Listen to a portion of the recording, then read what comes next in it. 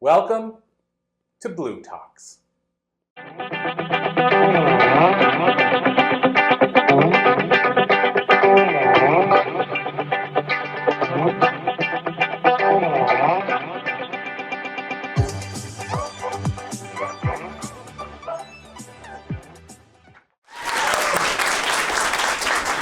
All right, so we are back with the last live interview of the day, and so super excited to have you guys here with us again for this next interview. And so Keira, I'm super stoked to be here with you, and you've already saw sort of the approach I take, so of course I'm going to get you to tell us a little bit about yourself before we dive into the meat of the questions. So yeah, Keira, can you tell us a little bit about you? Yeah, so I'm Keira Schindel. I am really realizing that living in different countries, I am a prairie girl at heart. So steak and potatoes all day long, and basically if the sun doesn't shine, I'm a little bit grumpy. But in terms of this type of space, I work with clients in a variety of ways, but mostly through astrology, breathwork, and meditation, sometimes a little bit of Reiki as well. But what I know my purpose on this earth is to help people have gratitude for their gifts and find remedies for their challenges. That's really something that comes through in every single session that I have ever had with a client. So when you say prairie girl at heart, no matter where you live, where do you live currently? I currently live in Nottingham. I thought so. I've lived in Virginia, and I've also lived in Victoria, BC. But you're from originally? I'm from Edmonton area. Okay. Yeah. I thought that, the Nottingham, I thought you were here. You weren't living in Canada still. Correct. So I guess let's start there. What do you think, and I mean, maybe there's a reason, but what do you think about you it is that gets you wanting to live in different places and experience in different cultures perhaps? Like, is there a driving thing behind that, or is that part of your personality, or? Astrologically, yes, but not to be that person. For me, I've always just had this sense of adventure, and I think part of that is also realizing that there can be adventure in staying in the same place, but just not doing the same thing every single day. So even if I'm in a job, I worked a lot, have a lot of history in holistic clinics, so whether that be physio, chiro, at very like hands-on body work type of thing, or something that's a little more on the spiritual side, like Reiki and massage, that type of thing. I'm always that person's like, how do I make this day different? Because I'm not going to be here long if we're still doing the same thing here like 5 months down the road. So I think that's just something that's innately in me a little bit. Wow, I love that. Well, let me ask you too, when you're working with clients, one of the things I think is fascinating to me is look for the common situations. So like all people say, ask the people, only whatever percentage of businesses make it past 5 years. I'm fascinated by what are the people that are surviving longer than that doing well versus what's the commonality of the people that aren't making it. So I'm always curious about what you see as the most common problems with clients and situations that you're working with clients in. So are there some common things you see that, the struggles that people have that either bring them to you or that you discover when you're working with them? Yeah, I would say if there were sort of a top three, it would likely be confidence. So that can be spread into different areas, but really it comes down to a lot of the time to not being enough. So even if it is within their job, being enough of making that jump from sort of front end to management, that type of thing. And then a lot of the time it's okay, because you were actually mentioning earlier the jump from management to C-suite, that type of thing as well. So confidence, not enoughness. Another thing is really just like being their authentic self. So knowing that you don't have to be stuck with you're really crappy at. So for myself, I'm not the best at math. One of the first people that my business takes in is someone who can do accounting, because I'm not going to do it, first off. But if I have to do it, it's not going to be done to the best possible way.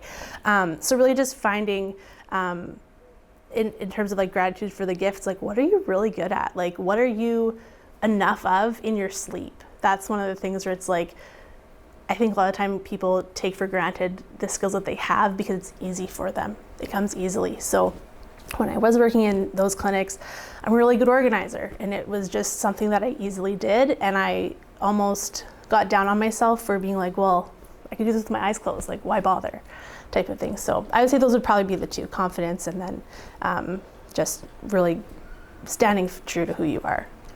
So I love that, and I will say I'll pull one thing out of there that really stuck out to me is again titles. I'm big on titles, and how to have gratitude for the gifts. I think would be a good name for something. Just want to put that out there. I like that. So I guess then whenever you look at a person that's struggling maybe with being enough, and I really do believe in that, the importance of figuring out what we like and what we're good at, and what we dislike and are not good at. And I think entrepreneurs struggle with that because we are kind of made to believe we should be the caterer, the IT person, the accountant, and that usually turns into a mess. So I guess when you see it, people feeling not enoughness or confidence, what have you, how do you help them with that? I guess the other side is what's the solution to that? Yeah, for sure. Well, first and foremost, it's usually just take a breath. Like, where are you at in your body? Because a lot of time there's either tension in your forehead, your jaw, even just where are you breathing from right now? So as simple as that sounds, just take a breath, out, you're calm. So just noticing a lot of body work stuff, like where things are sitting. So if it is something business-wise, if you are the owner in your business, what kind of do you find that you get anxious about? Or you're like, oh, I really don't want to do that, or this person's really rubbing me the wrong way. I know I'm not good at firing someone, and also, is it one of those things where it's like, we're not meshing because I need them because they're the good math person. And so they're really thinking analytically, and I'm like, oh, but spirit calls me to do this. So is it one of those things where it's like not on the same wavelength necessarily, or is it something where it's like this person doesn't feel like a good fit for what we're trying to accomplish? So sometimes it does start a lot with the body work, but then when I do kind of go into the astrological side of things, yes, every single sign is in your chart, but there is going to be a very big theme that comes through in your life in terms of whether it's business. Some people aren't meant to be business owners.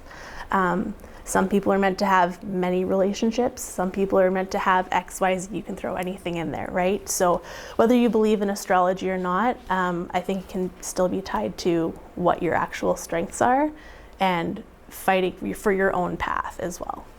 So there's a couple things I want to unpack there. One thing, I had a conversation with somebody today that when you talked about, confidence and what you believe and what the switch could be very simple. We were talking about the fact that somebody told them that if you've done, and I'll say TED Talk here, but if you've done a TED Talk or you've done Goldcast Talk or Blue Talk or Mind Valley, that you should be able to, as a speaker, you should be charging $5,000 per talk. And what my answer would be yes and. So meaning, yes, I agree with that, and I also agree that if you don't think you're ready for a $5,000 talk, you're not. So it's almost like I said, the Henry Ford quote. I've tried to maybe christen this a bit, whereas, the whole idea, if you think you're right or you think you're wrong, if you think you can or you think you can't, you're right. If you think you're worth $5,000 or you think you're not worth $5,000, you're right. So again, from that thing, a confidence point of view, I do believe somebody that's done that talk could charge $5,000, and I do believe clients are paying $5,000 for people because they have that behind their name. But if that person still doesn't feel they're at a $5,000 talk, they can be told it all day long, but they're still probably not going to deliver at that level or feel they're worth it. Mm-hmm. So to that point, I really do believe it can be that simple. There's a guy that we had in our network, and there's been multiple stories about this, but Bob Proctor, he said he went for lunch with him, and Bob said, what are you charging for coaching? Anyway, this guy's a Grammy-winning producer. He said it live for us so I can say his story. And he said, I was scared. Like, I knew Bob was going to attack me when I told him the number. So he said, I bumped it up and said $1,500. And Bob said, you charge him what? Do you remember this? And he said, you're charging what? And Bob said, I thought I did something wrong to Bob. Like, he freaked out. Anyway, he bumped it up. It was like $500, let's say, for coaching. Anyway, and Bob said, you're a Grammy-winning producer. You need to be charging $5,000 starting tomorrow. And then I think he said, like, the next time, he did it, and he got up to like 15,000 or whatever. He went to Bob, and Bob said, how much are you charging for coaching? He said, 15,000. He said, you're charging him what? Anyway, the point is that it was simple. Like he said, it wasn't easy, but it was simple. Like, he started doing it, and he started believing it, and because Bob told me he should be charging it, it changed everything. And then there's a second story with Eric Thomas, if you guys know, the hip-hop preacher. And Eric Thomas tells a story, like, he was charging $5,000 a keynote, and Bob basically, you what? Up to like $200,000 or something, and he did it in 6 months. And he said nothing had changed in him, like meaning Eric. He said it's just the belief. Bob believed it, and he started asking. And he said he actually had an assistant who didn't believe it, so he let her go. He said, because you can't be on the phone believing I'm not worth 50. Yeah. But my point is, it's amazing how simple it was, and all it took was Bob saying it. But at the same time, that doesn't mean it's easy. definitely not. And I think everybody in this room, and hopefully people watching too, are able to understand the difference between simple and easy. Like it's just one of those minute little differences, but I mean, pick anything, weight loss, whatever it may be, being a multi 6-figure, 8-figure speaker, whatever it may be. It's the steps are there, you can do them. That's not rocket science. And putting that "and" in there, will you take the steps to actually do it and get there? So I think that's one of those little subtleties that is a little harder for others. And will you course correct? You know, like, because you could know how to do it, but not make the changes or not follow the pattern. So yeah, I believe, to your point, success leaves clues, as Jim Rohn said, but it doesn't mean you're going to follow them properly or follow them at all. The second thing I said, I wanted to unpack two things. One thing you said there, which you really immediately, so I struggle. I'm the spiritual skeptic. I'm the person that, like when I was younger, my mom brought me to tea leaf readings. And I would cuckoo, you know, like I wasn't sold, right? And then I did have a reading that I was like, I can't dispute this. You can't make this crap up, type thing. And then I get together with, I think sometimes we get what we need. So I get together with a girlfriend who's a Reiki master and a shamanistic healer. And so it kind of, I mean, I ultimately came around, but ultimately, and you know, she's now my wife. One knows where I'm going with that.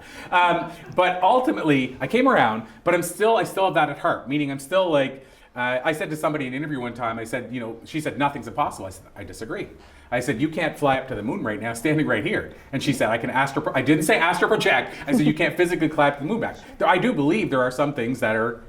But I mean, might not be impossible in the future, but right now, as we know it, it's impossible. So I'm the spiritual skeptic, admittedly. And so one of the things I struggle with is when somebody wants to do something, what could be join your program, hire you as a coach, and then they'll ultimately, because of different reasons, like they don't have the money right now, they'll say, well, Spirit's telling me I'm not called to do that.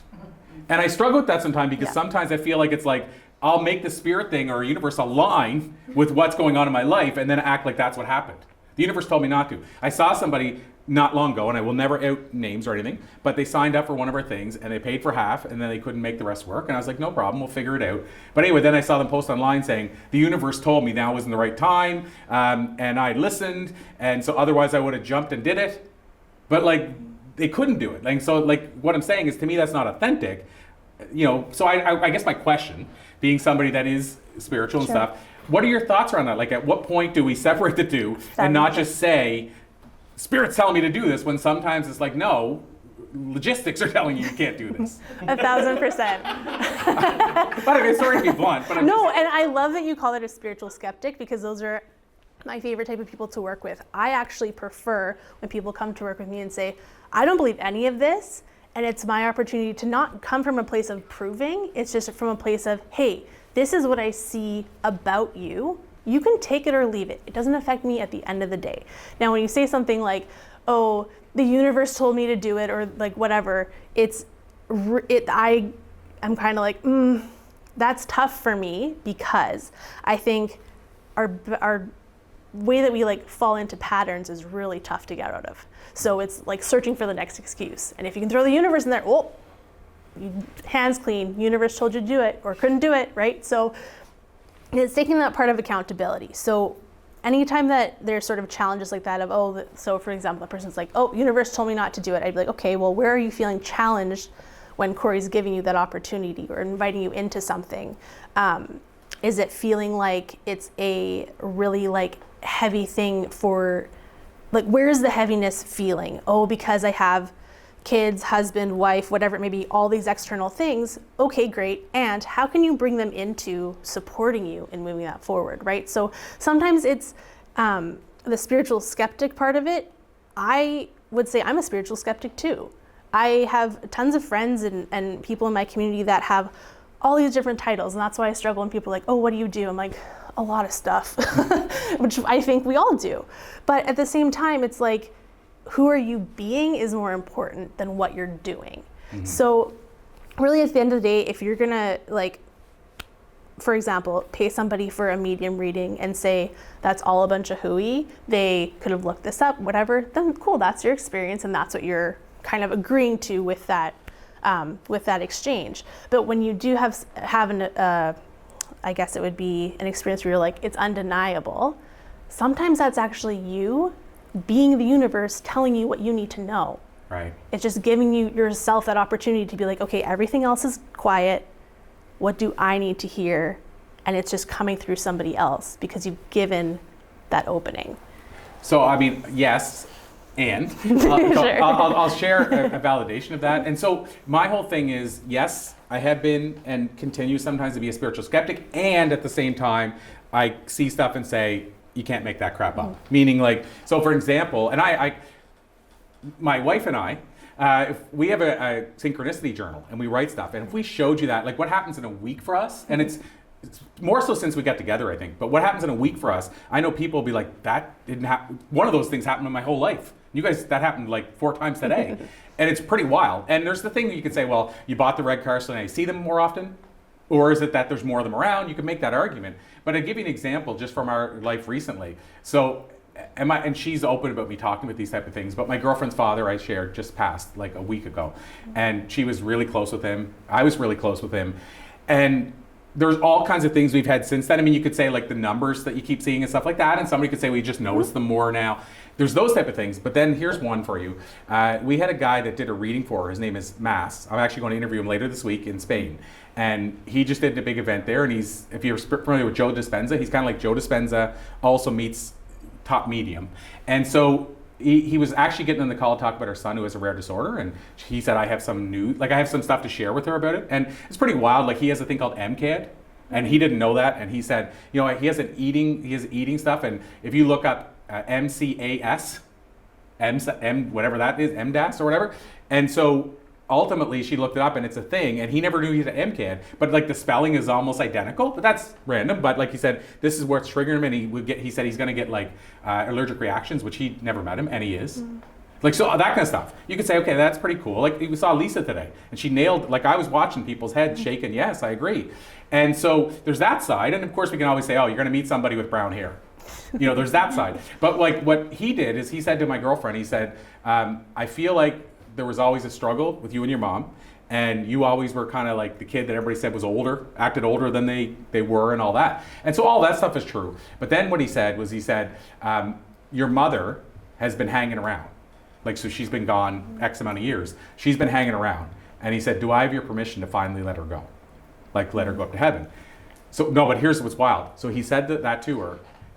Her father came over for Thanksgiving the next day, and her father, who's never stopped loving her, and she's been his love of his life, passed away the next day. Wow. So if you believe in this stuff, your kind of thing is, he couldn't go yet because she wasn't there at heaven to greet him. If you believe in all this stuff. So now he lets her go, and 24 hours later, he passes with no notice. We didn't know. So what I'm saying, and there's been like 10 things that have happened since then. And so what's the reason? You could say he's trying to send us signs that he's okay. Like there's all kinds of things you look into that. But what I'm getting at is, to your point, whether you believe it or not, you're right. But there's certain things I'm like, how do you look at that and say, random coincidence? Yeah. Like for him to say, I'm letting her go now, and a day and a half later, the love of her life goes too. So, you know, but then I will say, here's the skeptical side. One of her family members said, yeah, but that's not good, right? Because now she's not here to help him go up. So it depends how you look at it, right? She's like, now she's not hovering around so she can bring him up with her. So he has to go on his own. But I'm like, she's waiting there to take him in. Here, let me show you the place. But what I'm saying is you could look at both sides, right? It's interesting how, exactly, if you're looking at both sides, it's what meaning you're both putting to that exact same thing.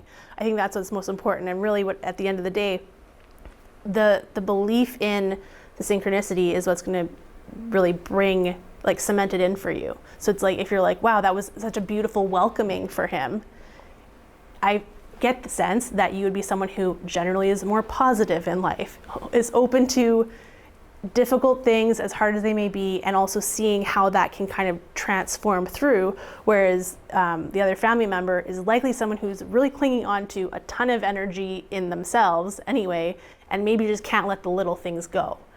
So I mean, it's take it or leave it, that's what I always say too, but it's just an interesting perspective how it's the exact same thing that happened, and yes, there's all those synchronicities, but everybody in that situation can find a different meaning in the moment. So I want to ask you a couple of super quick, I know we're right down to the wire, but a couple of super quick questions. But before I do, I want to share a story that I don't share very often, and I'd love to get your take as somebody who, you know, the synchronicities and how we can read into them or not. But the wife and I went to Seattle, and we went to Bruce and Brandon Lee's gravesite. And so I'm a huge Bruce Lee fan, like so much so that if you've seen Enter the Dragon, like I put it on my skin. Like I'm a huge Bruce Lee fan. So we go to Seattle to his gravesite, and his son and him, so Brandon Lee, if you guys know Bruce Lee and Brandon died on a movie set for the filming The Crow, and they're next to each other in the graveyard in Seattle. And so we go there, and she loves taking pictures, and she loves gravesites.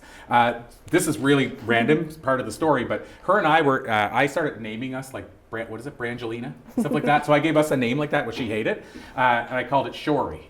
For Shelley and Corey, sure. Perfect. So we go to the graveyard, and she says, I'm being drawn over there to take pictures, whatever. She goes, and I can show you this picture. I can show it to you right now. It's probably on my phone. And we get there, and it's a gravesite, a big, like the highest gravesite in the whole thing. Shory. Who's heard anybody with the last name Shory? Shory.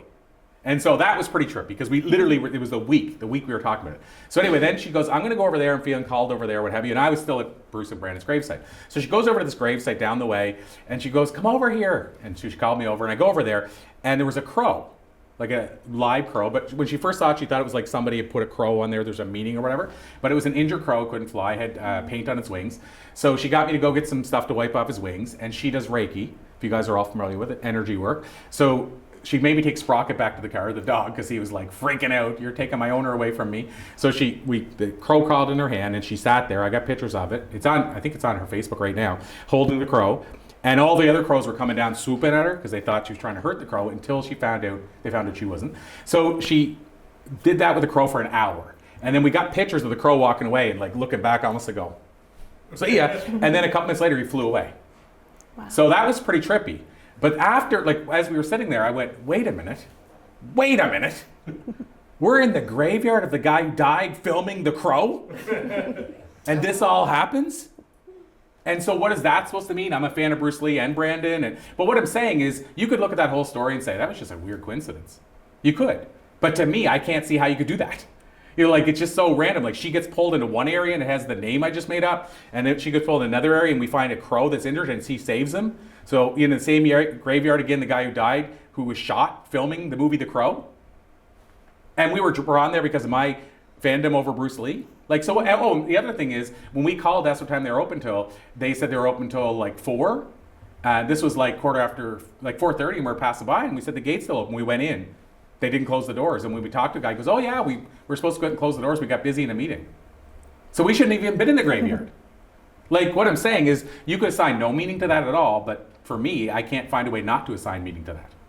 Now, here's the bigger question, and I'll ask you this. Sure. What does it mean? Like, I don't know what the answer is, but what do I do with this information? No like, pressure. Yeah, what do I actually do with that? Or is that just an affirmation you're at the right place at the right time? I don't know. Yeah, I mean, and I don't think there is a right or wrong answer. Really, at the end of the day, with, like, so the name thing, for example, right? You were wandering around, would you have even noticed that name? Maybe not. You mean me or us in general? You just mean me? Either one of you. Okay. So, like, if I didn't make up that name, you mean? Yeah, if you didn't make that.